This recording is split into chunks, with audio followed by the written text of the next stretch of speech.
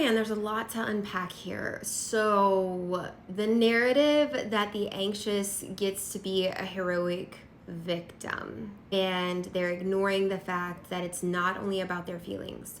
Fair enough.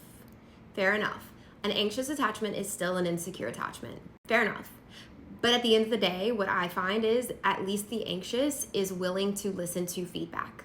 At least the anxious is usually seeking out resources. I see about 80% of anxious attachers really wanting to make dramatic change in who they are and how they're showing up in their relationships. I see about the opposite, about 20% of avoidants really putting in the work to make sustainable change in who they are and how they're showing up. So the chances of an avoidant perpetually hurting people is much higher than the chances of an anxious person perpetually hurting people. And I think that that's where it gets really frustrating for the anxious, because they continue to try to work on themselves, and even as they still see a bunch of avoidant people out in the world who, because they are so rigid, they do end up getting more of the things that they want, because sometimes it comes from this need to be in control of everyone else, and so people just kind of give in to their demands.